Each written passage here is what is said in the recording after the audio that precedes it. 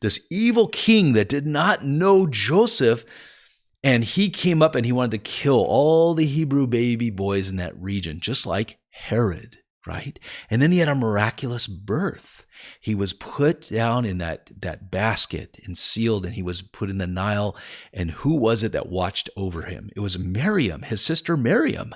Well, that's where we get the name Mary. Mary derives from that name. Isn't that amazing? And then look at this. He keeps going.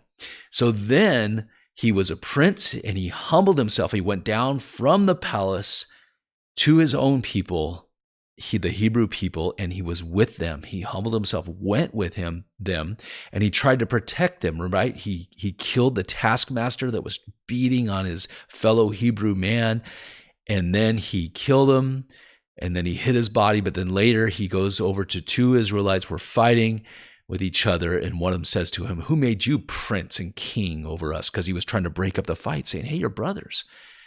And then he says that to them, and what happens? He flees, he leaves, and he goes off to a far land, to the Gentile land. And there he sees 7 daughters of a Gentile shepherd, 7 daughters there, and these evil shepherds were harassing him there, and he protected them and had the evil shepherds, drove the evil shepherds away. 7 Gentile women. How many churches are in the book of Revelation?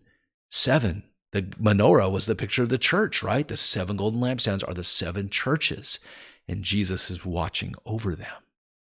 So then what happens? He marries one Gentile bride, and he shepherds the Gentile flock in the Gentile land for many, many years. And then what happens? Suddenly, God, unexpectedly, God the Father calls him to go back to do what? Back to Egypt, which is a type of the world. To do what? To save Israel. To save Israel during a time of great trouble. Wow. And those plagues, you guys, in the book of Exodus that we're going to look at with Joseph, those same plagues are described also in the book of Revelation. Also in the book of Revelation, we see that the Hebrew people, the 144,000 Jewish people that are saved, they sing a new song that only they knew and only that Jesus knows, Yeshua knows. And they also sing the song of Moses in the Revelation, in the tribulation period, near the end of it. It's pretty amazing stuff, guys. So Moshe, if you're in Israel, and Yeshua, Jesus, right? How they compare. I'm so excited that we're going to be going through this together. And this is just an overview.